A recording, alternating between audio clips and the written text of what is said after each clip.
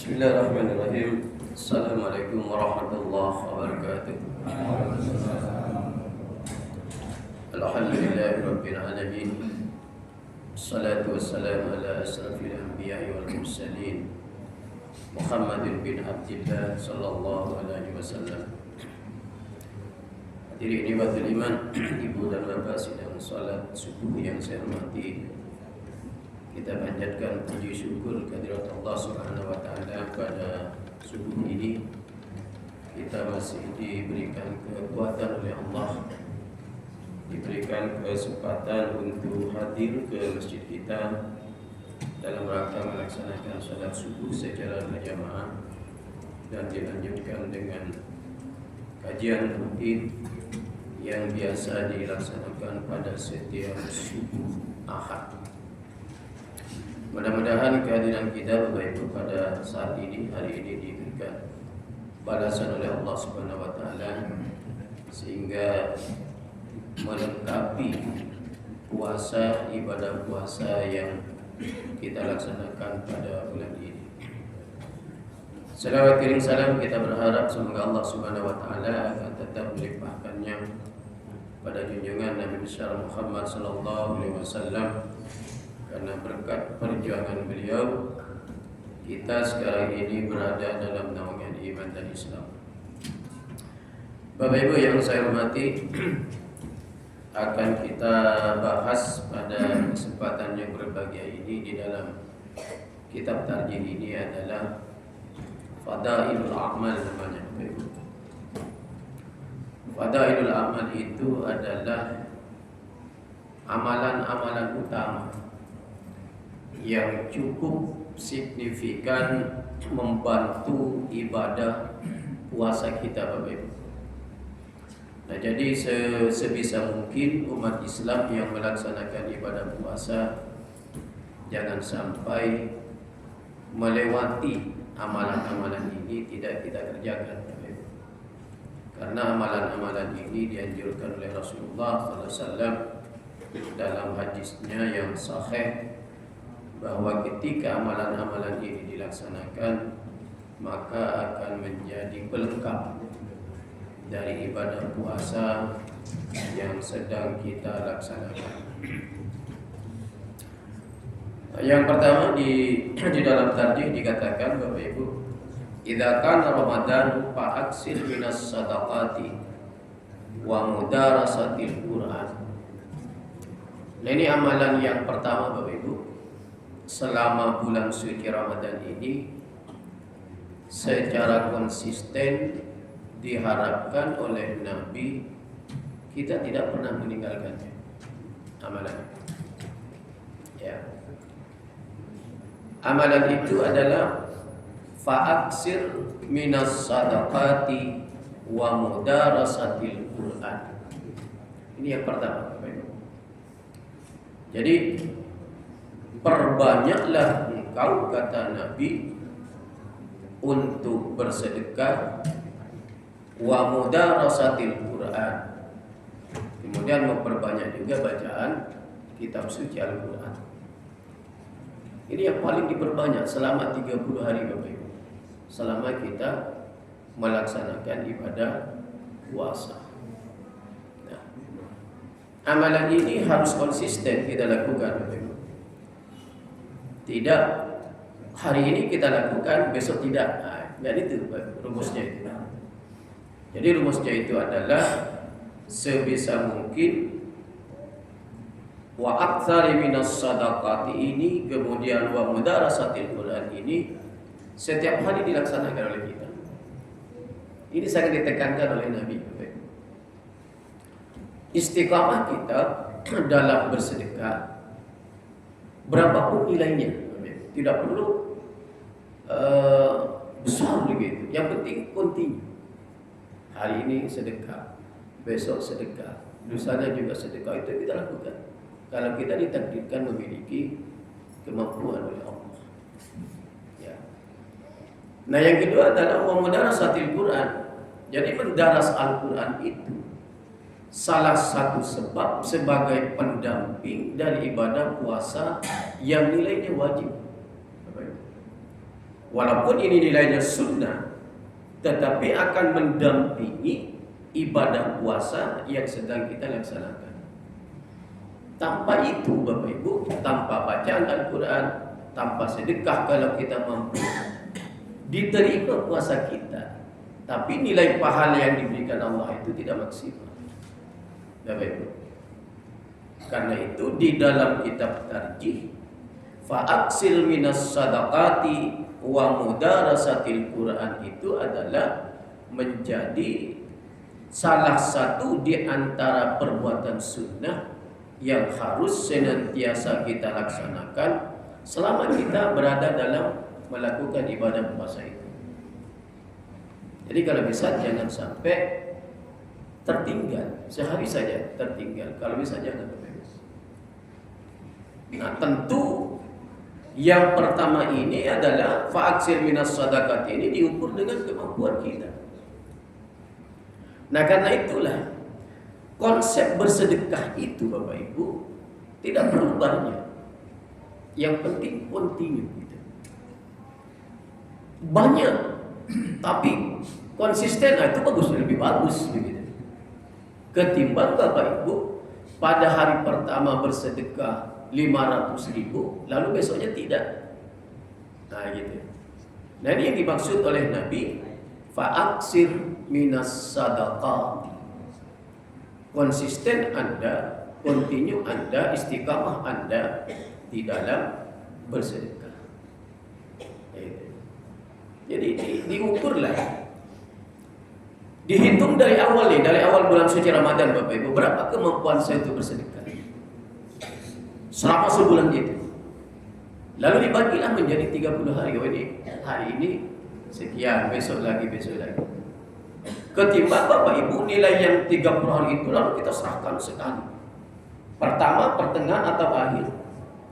Lalu setelah itu kita nggak bersedekah, kurang nilainya. Menurut Nabi loh Bapak Ibu, bukan menurut saya. Menurut Nabi. Jadi memang harus konsisten. Apa dasar hukumnya Bapak Ibu? Ada hadis yang bersumber dari Anas bin Malik, ya, di riwayat Tirmizi dikatakan, li hadisin Anas bin qala su'ila Rasulullah sallallahu alaihi wasallam. Dari Anas bin Malik, dia berkata, aku ditanya Rasulullah SAW, ayyus sadaqati afdalu ya Rasulullah. Rasul, jelaskan kepada kami bentuk sedekah apa yang paling bagus, kapan yang paling bagus. Kata sahabat kepada Nabi. Qala, Nabi menjawab, sadaqatu fi Ramadan. Bersedekah di bulan suci Ramadan. Walaupun di luar bulan suci Ramadan itu juga kita mendapat pahala, tapi nilainya kalah ketika kita bersedekah pada bulan suci Ramadan. Nah, Bapak Ibu, oleh ahli hadis, kalimat sadaqatu fi Ramadan ini adalah mengandung makna di setiap hari selama di bulan suci Ramadan. Jadi makanya gini Bapak Ibu, bersedekah air minum 1 dos sehari, nah itu bagus tuh Bapak Ibu. Atau apa bentuknya? Iftar seseorang umpamanya, 1 saja Bapak Ibu, 1 saja, tapi setiap hari berkesinambungan. Dan ini dimaksud oleh Nabi Pak. Ketimbang Bapak Ibu ngasih bersedekah iftar sama orang 100 langsung 1 hari, lalu besoknya tidak, kalah nilainya Pak kepada yang berkesinambungan itu. Karena itu dalam redaksi hadis ini dikatakan oleh Nabi fi sadaqati Ramadan, maksudnya selama bulan suci Ramadan. Itulah ya. Nah yang kedua memang dikatakan wa mudarasatil Quran. Nah, mendaras Al-Quran. Mendaras Al-Quran itu maksudnya adalah membaca Al-Quran, apakah kita memegang mushafnya atau tidak. Sama tuh nilainya Bapak Ibu. Namanya Bapak Ibu hafal nih. Dari 3 juz Ibu hafal, atau untuklah seumpamanya 30 juz. tidak memegang mushaf. Itu boleh, sama nilainya itu menurut Rasul. Karena dalam redaksi hadis ini dikatakan oleh Nabi, wa muda rasatil Quran, mendaras Al-Quran, tidak membaca Al-Quran. Membaca itu kapan saja kita mau baca. Tapi kalau mudaras itu berkesinambungan, terus begitu. 1 juz umpamanya 1 hari, besok 1 juz atau separuh. Yang penting tetap konsisten kita selama dalam bulan suci Ramadan. Ini diinginkan oleh Nabi. Sehingga dikatakan dalam hadisnya itu adalah mudarasatil Quran begitu. Ada lagi hadis yang bersumber dari Ibnu Abbas sebagai pendukung. Karena Rasulullah SAW ajwadan nasi wa kana ajwada ma yakunu fi Ramadan. Jadi Rasul, Bapak Ibu, adalah Nabi, orang yang paling murah hatinya, lebih-lebih pada bulan suci Ramadan. Jadi nampak sekali ketika Rasul berada di dalam bulan suci Ramadan. Berbeda dengan ketika berada di luar bulan suci Ramadan. Kemurahan hati Rasul itu nampak banget. Ya. Ajwadan nasi wa kana ajwada ma yakunu fi Ramadana hina yalqahu Jibril fi kulli lailatin min Ramadana fayudarisuhul Qur'an. Coba. Ya. Nabi itu yang dilakukan oleh Nabi, Pak. Ya. Ketika pada bulan suci Ramadan, Rasul itu dijumpai oleh malaikat Jibril pada tiap malamnya. Perhatikan. Karena itu kenapa ada orang, Bapak Ibu, yang berpendapat lebih bagus membaca Al-Quran itu waktu malam. Karena tekstual hadis ini memang dikatakan fi lailatul Ramadan. Siangnya boleh nggak? Boleh, Bapak Ibu. Boleh sebenarnya. Tetapi memang dalam tekstual hadisnya ini dikatakan yalqahu Jibril fi kulli lailatin mir Ramadan. Sehingga banyak orang, Bapak Ibu, ketika selesai sholat tarawih itu berkumpul untuk membaca ayat suci Al-Quran. Itu sunnah, Bapak Ibu.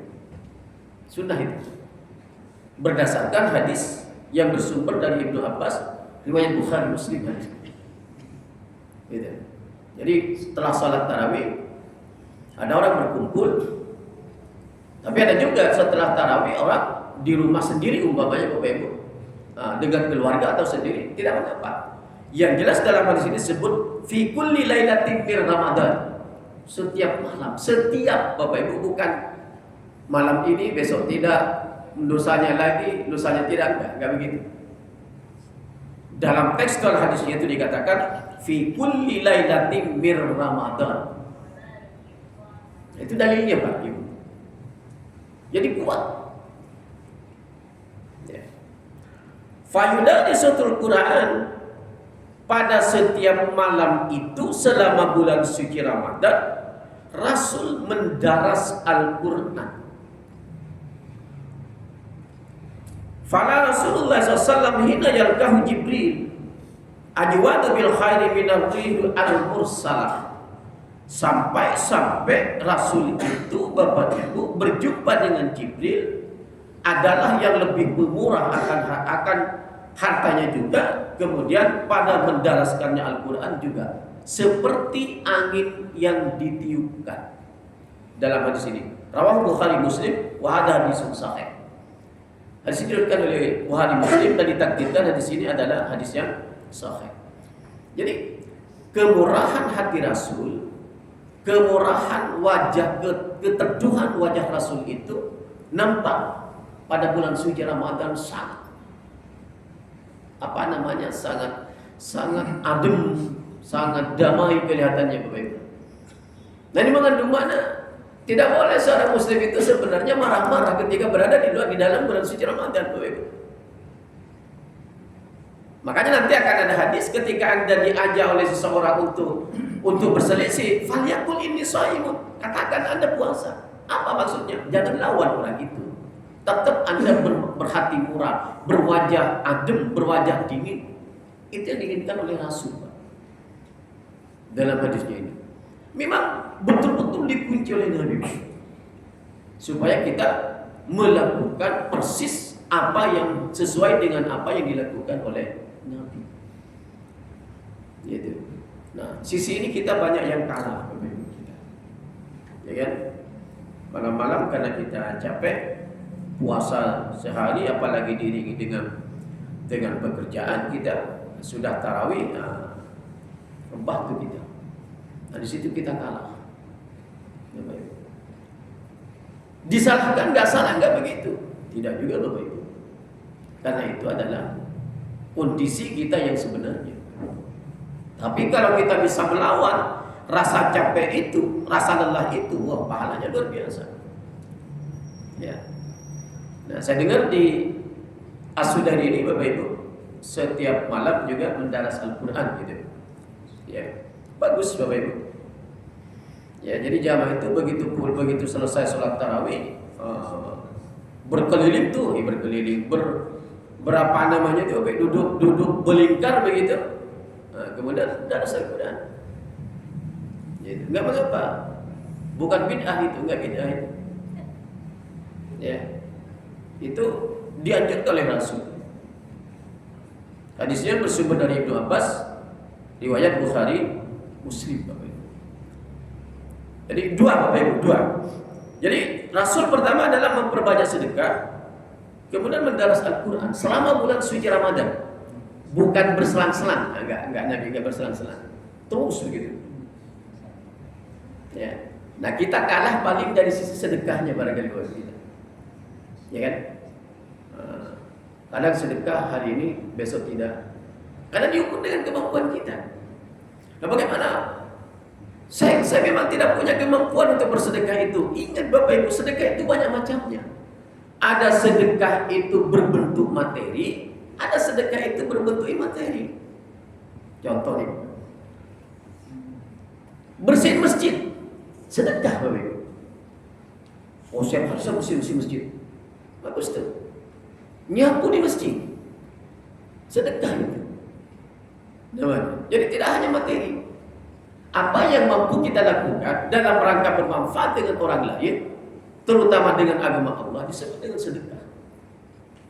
Bapak Ibu. Jadi nggak ada alasan kita umpamanya, wah saya nggak punya materi, nggak bisa bersedekah. Enggak, tidak selamanya harus dengan materi. Ketemu dengan orang, Bapak Ibu, salam kita, assalamualaikum, dengan muka yang adem, sedekah tuh, Bapak Ibu. Walaupun hadis tentang itu lemah tuh, Bapak Ibu, ya kan? Tabasyaru min sadaqatin, gitu kan? Senyum itu adalah sedekah. Gitu. Tapi ketika itu ditampakkan bukan berdasarkan sebuah hadis umpamanya, tidak mengapa. Gitu. Tersenyum dengan orang sedekah. Di jalan melintas, Bapak Ibu, ada duri di jalan, kita singkirkan, sedekah. Jadi nggak ada alasan bagi kita untuk tidak bersedekah setiap hari itu. Nah, karena itu orang yang jauh dari masjid, orang yang dekat dari masjid jauh lebih bagus ketimbang yang dekat dari masjid. Dari sisi itu. Tapi dari sisi ketika dia berjalan menuju masjid, itu lebih banyak pahalanya oleh yang jauh dari masjid. Hanya dari Pondok Gede, jalan kaki ke sini, oh pahalanya cuma biasa tuh. Pondok Gede Pak ya, Bapak? Pak Haji Pondok Gede. Luar biasa itu. Ketimbang dari sebelah, gitu ya, Bapak. Jadi banyak yang termasuk ke dalam kategori sedekah. Karena itu dalam kitab tarjih ini, Bapak Ibu, ini sangat ditekankan. Dua itu dulu, sedekah, kemudian membaca Al-Quran. Nah, bagaimana kalau umpamanya membaca Al-Quran itu setelah sholat duhur? Boleh. Walaupun di dalam hadis ini memang dikatakan oleh Nabi pada waktu mana. Nah, kenapa begitu? Nah, kita harus bisa membahas itu, Bapak Ibu. Di Jazirah Arab pada zaman Rasul, Bapak Ibu, kondisi sangat panas. Jangankan dulu, sekarang aja, kecuali di area di dalam masjid haram ya, Tanah Bawi itu ada tuh. Kayak kita di dalam masjid ini. Tapi di luarnya panas Bapak Ibu. Karena itulah kenapa Nabi memilih pada malam hari. Itu Bapak Ibu. Tapi ketika itu sudah dicontohkan oleh Nabi, menjadi kebiasaan oleh Nabi, maka itu menjadi sebuah amalan yang harus kita ikuti. Jadi ada asbab kenapa Nabi mendaras Al-Quran itu pada waktu malam.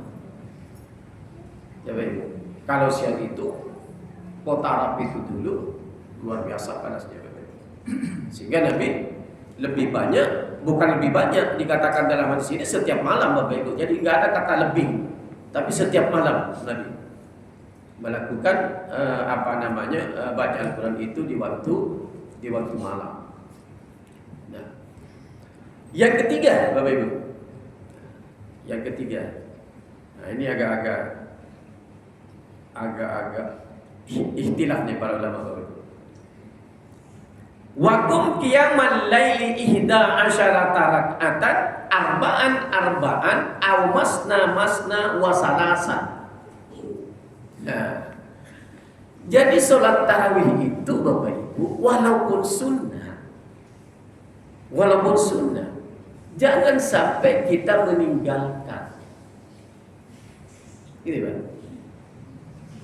Walaupun nilainya sunnah sholat tarawih itu, ternyata dalam hadis sebagai pelengkap dari ibadah wajib puasa yang kita laksanakan. Sunnah hukumnya. Tapi sebisa mungkin seorang yang melakukan ibadah puasa jangan sampai tidak melakukan tarawih. Di hati itu Bapak Ibu. Tapi jangan juga dibalik. Nah Pak Ustaz, karena saya nggak berpuasa, sudahlah saya nggak usah melakukan salat tarawih. Tidak juga Bapak Ibu. Masih ada baiknya dikit, walaupun dikit Bapak Ibu. Ya, mungkin karena puasanya mungkin berhadas, mungkin berhalangan Bapak Ibu umpamanya ya, berhalangan di salat tarawihnya. Puasanya. Wah, karena saya mendengar kajian kemarin, kalau nggak puasa berarti boleh meninggalkan. Tidak Bapak Ibu, nanti kan kewajiban puasa itu kan ada kalimat fa'iddatun min ayyamin ukhra. Bisa diganti. Nah, kalau sholat tarawihnya itu kan adanya kan hanya pada bulan suci, malam bulan suci Ramadan. Nggak bisa diganti lagi. Nah, itu Bapak Ibu. Tapi tidak begini Bapak Ibu. Sebenarnya dia tidak ada halangan untuk tidak melakukan puasa hanya karena kealpaannya, karena kemalasannya, lalu dia nggak berpuasa. Tetapi ibadah sholat tarawihnya selalu dikerjakan. Nah, inilah oleh sebagian ulama yang dipertimbangkan Bapak Ibu. Ya. Sisi ini banyak para ulama yang ekstrim. Kalau gitu ngapain Anda melakukan sholat tarawih? Karena Anda tidak berpuasa. Nah rumusnya nggak begitu sebenarnya Bapak Ibu. Ya, tetap sebisa mungkin dikatakan di dalam tadi ini adalah waqum qiyamal laili. Anda harus melakukan sholat malam, maksudnya sholat tarawih. Begitu. Jangan sampai Anda selama 30 hari itu atau 29 hari itu Anda tidak melakukan sholat tarawih. Nah, bagaimana cara pelaksanaannya? Disinilah berbeda, Bapak Ibu. Disinilah ikhtilaf itu terjadi. Dikatakan dalam hadis ini adalah waqum qiyamal laili 11 raka'atan arba'an aw masna wa salasan. Bagaimana cara mengerjakan sholat tarawih itu?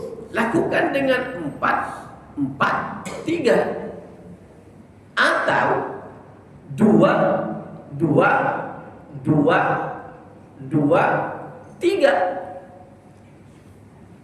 Jangan lakukan 2-1.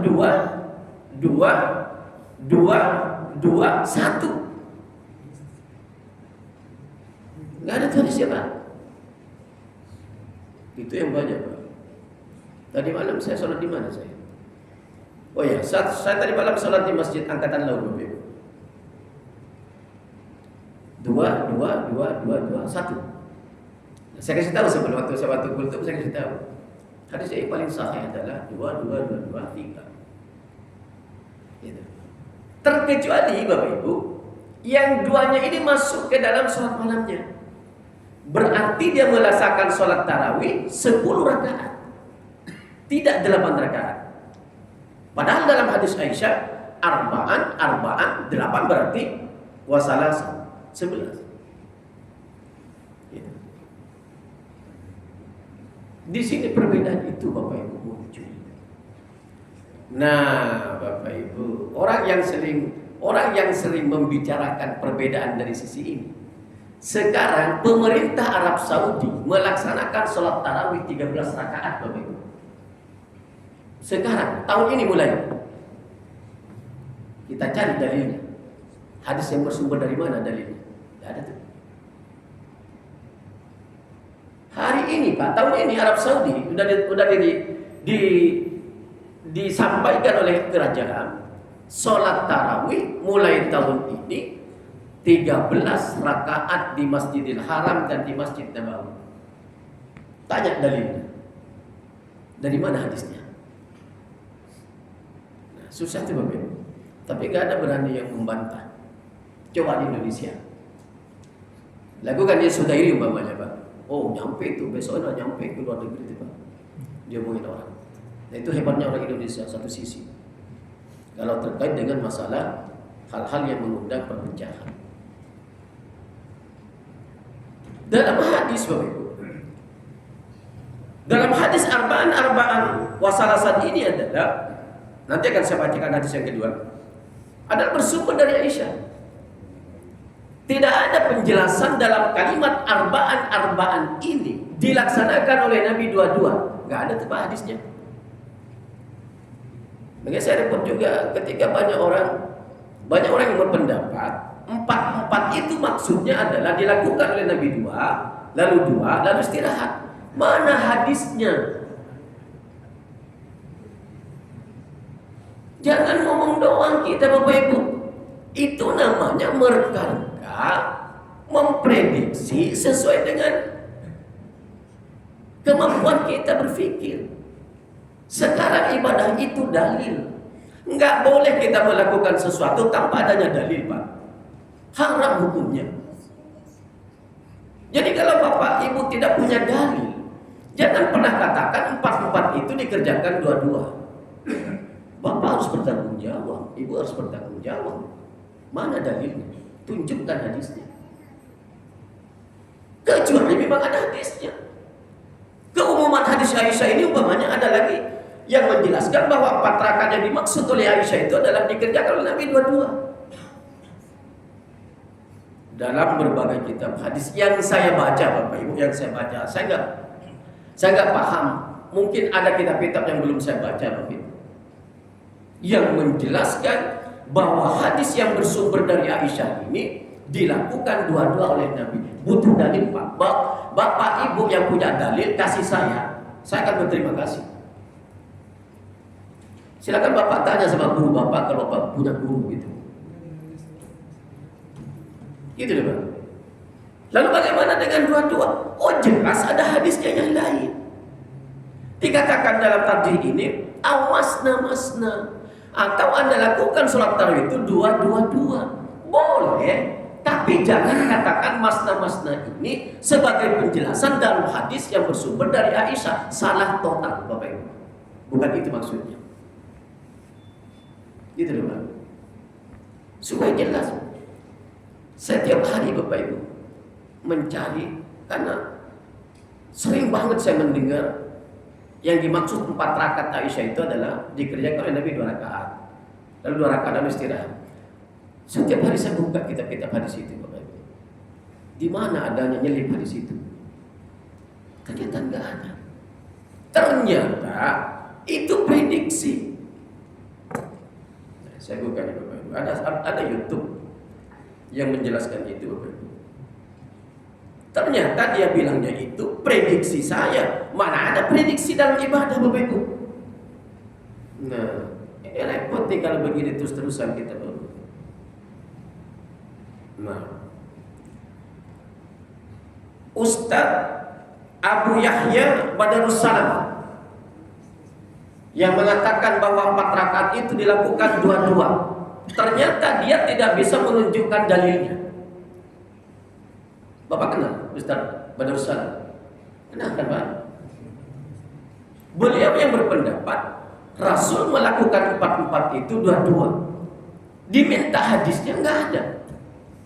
Tapi perkiraan saya, kata dia. Jadi perkiraan saya. Mana ada ibadah perkiraan saya Pak? Nggak ada. Perkiraan hadis itu yang benar. Repot Pak kalau ibadah begini. Dan beliau inilah yang melarang kultum pada bulan suci Ramadan. Badarussalam ini Pak. Bid'ah katanya Pak. Ingin saya ketemu Pak. Pak sudah ini undang dia ke sini, sudah ceramah. Ingin saya ketemu Pak. Dan ini sudah menjamur ke masyarakat Pak. Gitu. Bapak dengarkan nanti YouTube ini tidak menunjukkan dalil Pak. Mungkin Nabi, nah itu bahasanya Pak. Mungkin Nabi melakukan dua-dua lalu istirahat Nabi. Enggak ada kalimat mungkin dalam hukum Pak. Harus ada hadisnya. Nah kalau nggak bisa menunjukkan hadis, tidak usah berpendapat seperti itu. Toh begitu kita melakukan sholat tarawih dua-dua, jelas ada hadisnya bersumber dari Ibnu Umar Pak. Ada dua-dua itu. Tetapi tidak menjelaskan hadis yang bersumber dari Aisyah ini berdiri sendiri maksudnya Pak. Ibu, hadis Aisyah itu berdiri sendiri, hadis Ibnu Umar itu berdiri sendiri. Nah, saya minta andai kata bisa dirubah oleh As-Sudairi Pak. As-Sudairi sudah memutuskan tidak melakukan kultum pada setelah tarawih. Saya berharap melakukan Pak. Cabut kembali setelah zuhur itu, taruh setelah sholat tarawih. Karena itulah yang dianjurkan dalam tarjih Pak. Kalau kita ikut tarjih Pak, gitu. Tapi kalau mau ikut Badarussalam silakan. Gitu Pak. Saya diajak bicara, saya tentang itu Pak sebenarnya. Muhammadiyah tidak meniadakan kultum setelah tarawih itu. Gitu. Ini dicabut oleh As-Sudairi, dipindah ke zuhur. Kalau saya enggak, terus terang saya enggak. Kurang serang saya. Karena ini adalah kebiasaan yang dilakukan oleh masyarakat dalam rangka kuntum khaira ummatin ukhrijat lin-nasi ta'muruna bil ma'ruf, itu dasarnya Al-Qur'an. Gitu. Tapi kalau ini sudah keputusan organisasi susah. Susah. Maunya saya rapatkan dulu. Ajak tokoh masyarakat, ajak tokoh anggap walaupun tidak ulama lah Bapak Ibu, ikutkan libatkan dalam rapat itu supaya ada argumentasi yang berjalan. Gitu. Jadi terus terang saya agak kecewa dengan putusan As-Sudairi mengganti kultum itu ke kedua. Tarjih juga mengajarkan begitu. Gitu. Ya kan? Tapi nggak apa-apa itu. Sudah jadi gugur mau diapain. Tapi yang menjadi saya tersayat karena ini adalah instruksi salah satu daripada Badarussalam ini bid'ah katanya melakukan kultum setelah Ramadan. Saya ingin tahu dari sisi mana bid'ahnya itu. Padahal kan ini dalam rangka mengimplementasikan firman Allah, kuntum khaira ummatin ukhrijat lin-nasi ta'muruna bil ma'ruf wa tanhauna 'anil munkar. Sebenarnya enggak. Nah, umumnya ditaruh setelah zuhur. Apa itu enggak bid'ah? Pernah enggak Nabi melakukan itu? Sama saja, Pak. Sama saja. Itu deh, Pak. Ini sengaja saya bahas supaya Bapak paham gitu kondisi gitu. Ini sesuai hadis, Pak. Gitu. Jadi tidak berlandaskan logika saya menyampaikan, berdasarkan hadis. Begitu. jadi pelaksanaan sholat tarawih dua-dua itu bersumber dari Ibnu Umar hadisnya Pak, jelas. Enggak boleh, tidak usahlah membahas hadis yang bersumber dari Aisyah. Karena redaksinya memang 4-4. Enggak usah dibahas itu, ini berdiri sendiri. Kalau mau dua bersumber pada hadis Ibnu Umar, masna. Hanya memang Bapak Ibu, kelemahannya masna ini bukan hadisnya yang lemah ya Bapak Ibu, ya, bukan hadisnya. Hadisnya sahih. Maksud saya lemahnya begini. Kalimat masna dalam hadis Ibnu Umar ini enggak ada batasannya, Pak. Sampai seberapa pun. Berbeda dengan hadis Aisyah, tidak lebih daripada 11 rakaat.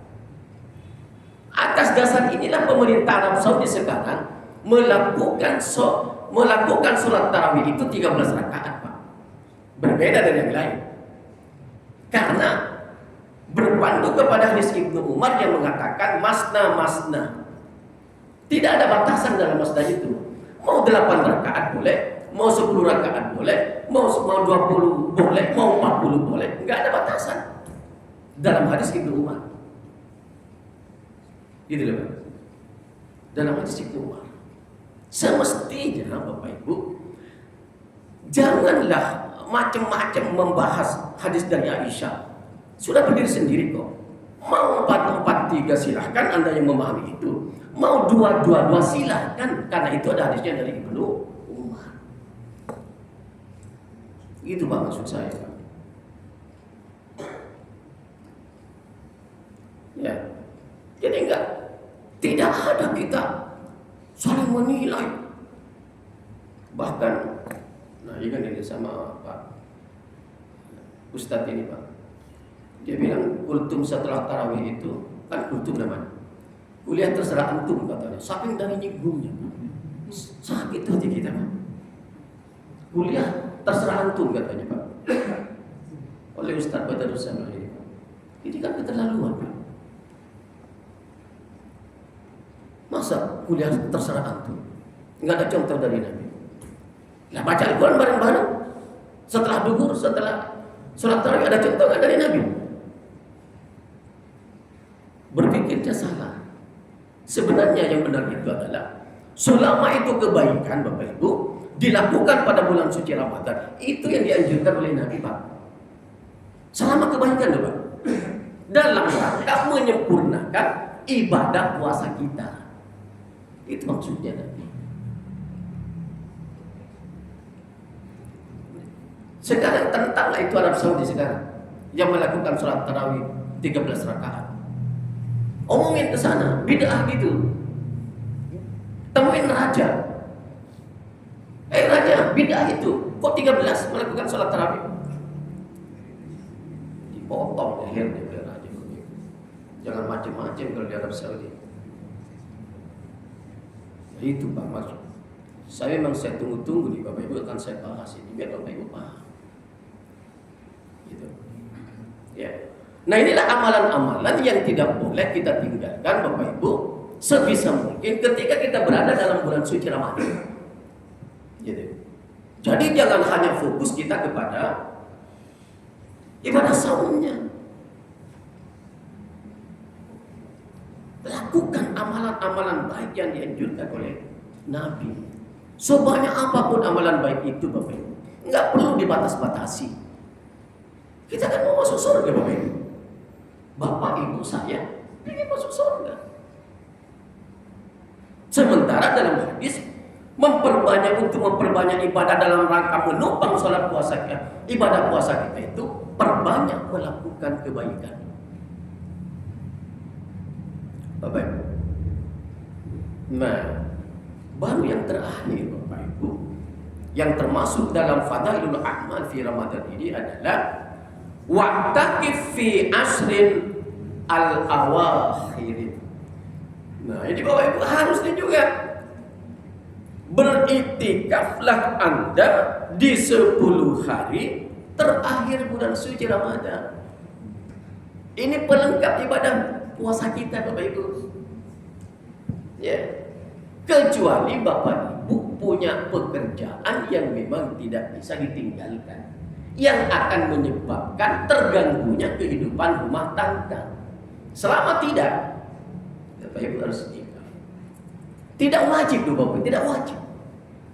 Tapi dianjurkan oleh Nabi untuk pelengkap pelaksanaan ibadah puasa kita. Apa dasar hukumnya? Mari kita lihat hadisnya Bapak Ibu. Ya.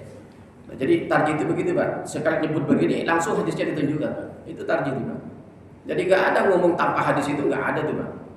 Selalu ada hadisnya kalau dalam tarjih itu. Ya. Nah ini hadisnya Pak. Lihat di sini Ibnu Umar qala, karena Rasulullah sallam ya'takifu fi asil awakhiri min Ramadana, muttafaq alaih. Jadi kata Ibnu Umar Bapak Ibu dalam hadisnya ini adalah Rasul ya'takifu, senantiasa melakukan itikaf di setiap tahunnya Bapak Ibu. Di setiap tahunnya. Fi aslin awakhiri min Ramadan. Pada setiap akhir daripada 10 terakhir pada bulan suci Ramadan. Nah, dari sisi ini Bapak Ibu terjadi ikhtilaf juga.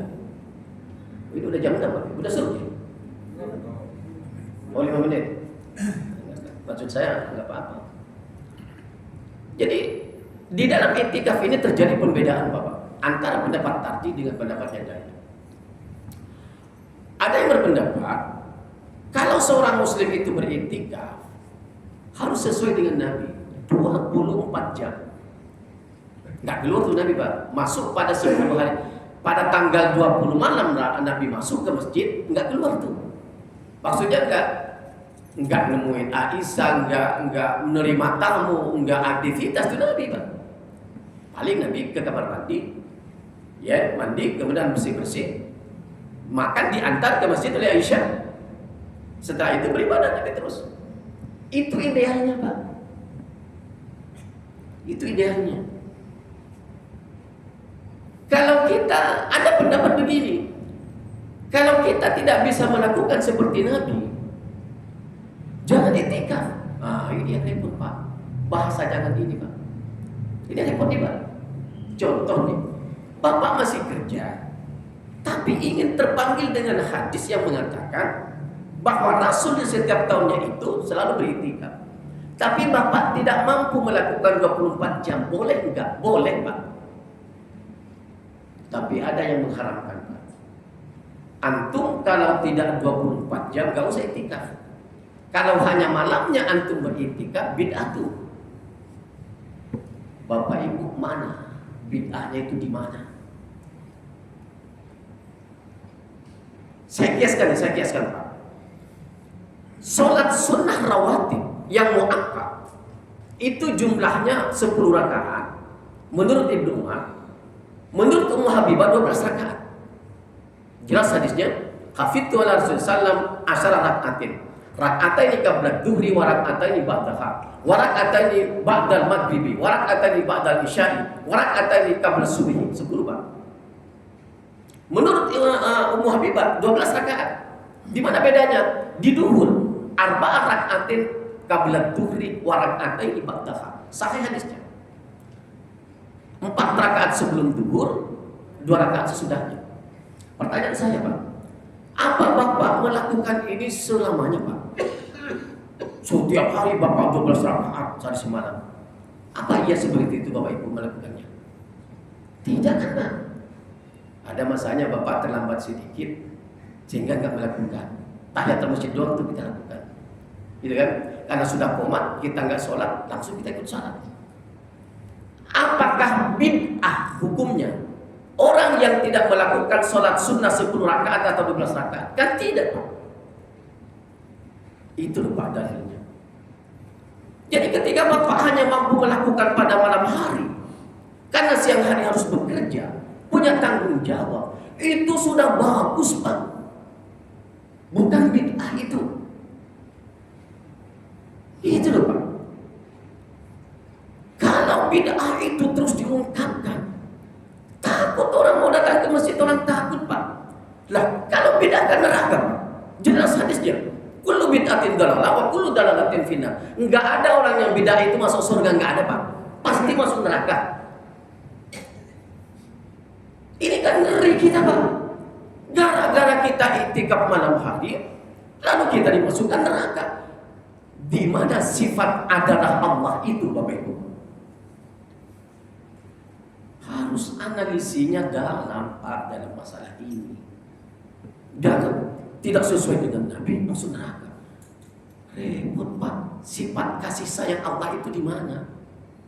Kalau Bapak iktikaf hanya malamnya hari, lalu siangnya tidak karena Bapak Ibu bekerja umpamanya, apakah dengan gara-gara itu Bapak masuk neraka?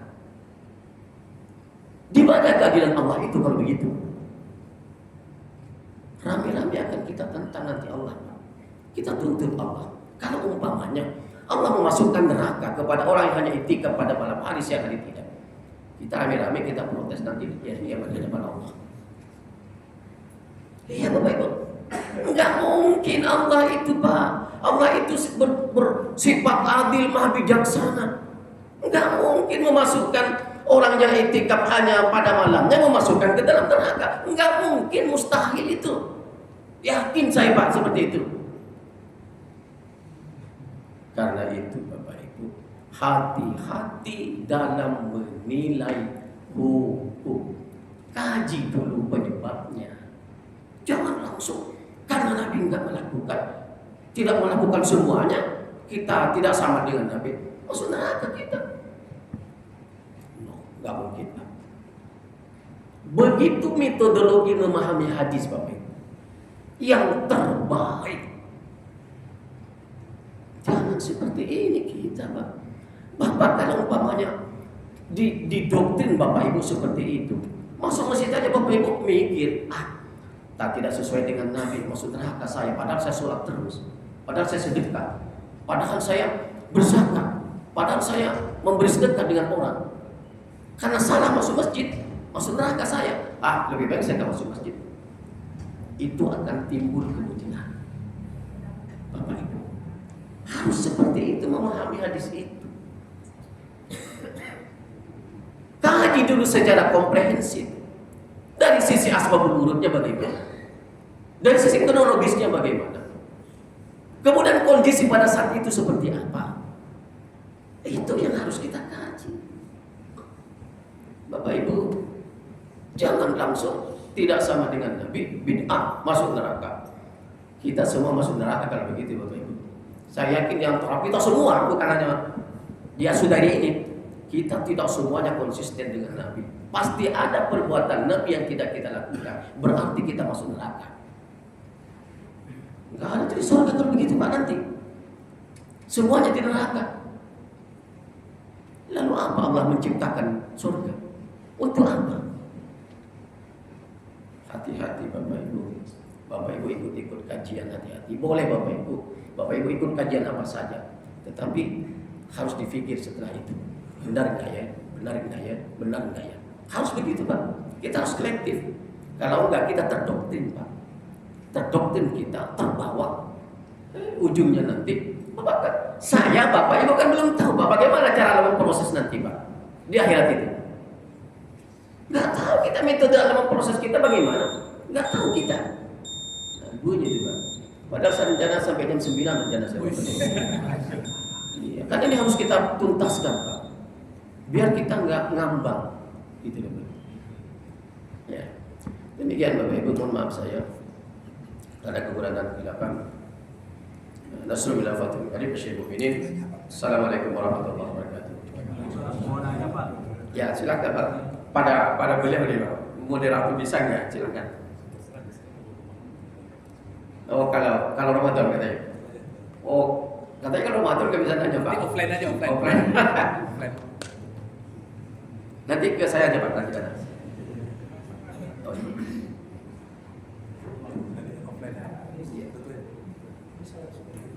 Boleh ke sini Pak? Boleh Pak?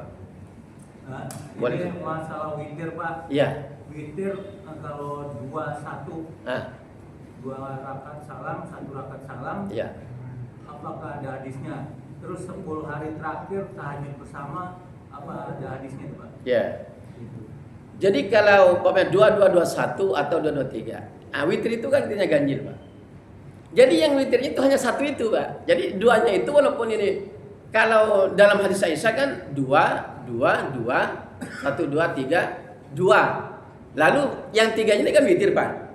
Menurut hadis Aisyah kan. Tapi karena dilakukan bareng nih, berarti dia nggak termasuk witir. 1 witir itu. Tapi ada masjid yang bilang 2-1 gitu. Banyak Pak. Tadi malam saya di Masjid Angkatan Laut begitu Pak. Jadi witirnya itu 3, tapi dilakukan 2 kali salam. Semestinya sekali salam. Yang benar itu Pak. Gitu. Sekali salam 3. Ya sebagaimana hadis Aisyah ini. Gitu. Enggak usah dipisah 2-nya, lalu 1-nya berdiri sendiri. Gitu. Soalnya enggak begitu. Hadisnya 3 Pak. Atau sekali 1. Ini berarti ini tidak witir yang 2-nya Pak. 1 witir kita. Nah, kalau masalah 10 hari terakhir Iya. ada tahajud bersama. Sebenarnya itu Pak, menukil dari hadis ini tadi bahwa i'tikaf Rasulullah itu sampai akhirnya. Jadi Rasul selalu beriktikaf di 10 hari terakhir. Ini yang dimaksud barangkali Pak. Nah saya kalau umpamanya tahajud, saya belum menemukan hadisnya itu Pak. Gitu. Tapi kalau dikias ke situ, berarti yang dimaksud itu adalah Nabi beriktikaf beribadah 10 hari terakhir itu. Nah, itu yang dimaksud tahajud itu mungkin Pak. Dan nanti Bapak Ibu pelaksanaannya apa yang harus dibaca itu lengkap Pak dalam hadis Pak Rasul itu. Kayak gitu. Saya bilang sampai jam 9 tadi tuntas nih Pak. Kalau kunut 15 hari terakhir ada hadis. Nah, itu ada itu Pak. Ada itu hadisnya itu ya. Tapi oleh sebagian ulama termasuk tarjih itu tidak membolehkan karena ada yang lemah. Gitu loh. Tapi teman-teman yang lain ada yang melakukan gitu Pak. Nah, dalam pemahaman tarjih tidak dilakukan dalam tarjih Pak. Enggak ada pun 15 itu. Walaupun ada yang melakukan. Begitu. Jadi ikhtilaf gitu Pak, ya. Bapak silakan Pak. Ya, boleh Pak. Nah, Bapak tapi mau sholat ini Pak ya. Yang sholat aja Pak, yang gimana Pak? Assalamualaikum warahmatullahi wabarakatuh. Assalamualaikum warahmatullahi wabarakatuh. Nama saya Zamhari. Siap Bapak. Saya ketahui bahwa di Arab itu selama ini sholat tarawihnya 20. Betul Pak, betul. Kemudian tahun ini berubah menjadi 10. Iya. Ya kan? Iya. Nah, ingin saya tanyakan, apakah ada dalilnya Oh, itu. yang 10 itu? Sedangkan kita di Indonesia ini kan rata-rata 8 dan 20 gitu kan? Betul Pak. Nah, apakah ada dalilnya? Ya. Saya tanyakan dalilnya Pak. Betul Pak. Assalamualaikum warahmatullahi wabarakatuh. Waalaikumsalam warahmatullahi wabarakatuh. Itu yang saya sampaikan tadi Pak. Datang ke Arab sekarang sana Pak. Tegur tuh pemerintah Arab Saudi itu. Ada nggak dalilnya? Nggak ada Pak. Tapi kenapa dijadikan kebijakan oleh Arab Saudi? Berpandu kepada hadis Ibnu Umar ini Pak. 2. Karena nggak dibatas Bapak. 2 itu sampai kapan duanya itu nggak dibatas dalam hadis Ibnu Umar ini. Makanya berapa saja sebenarnya kalau pakai sistem 2 itu boleh Pak. Nah, pemerintah Arab Saudi, tapi saya nggak menjamin ya Pak ya, karena saya nggak nanya langsung Pak, saya nggak menjamin nih. Pemerintah Arab Saudi itu kalau relevansinya yang paling kuat pada hadis Ibnu Umar Pak, gitu. Jadi 5 kali, lalu ditutup dan witir 3 kali, bukan 1, 3 Pak. Nah, bingung saya karena di Indonesia ini ada 3 witir tapi 2 kali tahiyat. Bingung Pak di Indonesia ini kita. Hebat orang Indonesia memang Pak. Nah, jadi hadisnya, dalilnya, kemungkinan ya Pak ya, saya bisa menyatakan pas nih Pak. Kalau saya belum bertanya Pak, hadis Ibnu Umar itu Pak, karena memang 2 masna-masna, gitu. Tidak mesti sama dengan hadis yang bersumber dari Aisyah. Kalau Aisyah kan jelas 10 dan 3, 8 dan 3. Jelas tuh Pak, kalau arba'an wasalasan. Tapi kalau Ibnu Umar ini masna, tiwa 2 enggak disebut kapan akhirnya. Nah, itu Pak yang dipakai oleh Arab Saudi sekarang, hadis yang bersumber dari Ibnu Umar. Gitu Pak. 2 lalu ditutup dengan witir 3. Jadi 13 rakaat tuh Pak sekarang orang Arab. Coba yang sering protes itu, suruh ke Arab tuh sana protes itu raja. Di penjara sampai sana itu. Arab itu ketat Pak. Enggak setuju dengan pemerintah, 2 risikonya Anda dipanggal leher Anda, di penjara Anda. Itu Pak. Memangnya di sini kita. Itu Pak. Jadi yang suka merotes itu suruh ke sana tuh Pak. Biar tahu bagaimana raja nanti menjatuhkan hukuman. Iya kan? Dua alternatifnya, penjara, penggal leher Anda Pak. Kan di sana, Arab Saudi. Jadi kemungkinan Pak, saya bukan pasti, kemungkinan berpandu kepada hadis Ibnu Umar yang dua itu. Tapi diambil 5, 2 kali 5. Nah, gitu Pak. Jadi 10. Tambah dengan witir 3. Nah, mungkin itu Pak, mungkin loh Pak ya, karena saya belum bertanya sama rajanya Pak. Dan dia mungkin pernah bertanya sampai mati kayaknya. Saya kira itu Pak. Cukup Pak? Ada lagi Pak? Iya, baik Pak. Oh ya. Assalamualaikum. Saya mau nanya terkait zakat penghasilan Pak. Secara fikih atau secara administrasi, bagaimana perhitungan zakat penghasilan Pak? Apakah itu tiap bulan atau setahunan Pak? Iya.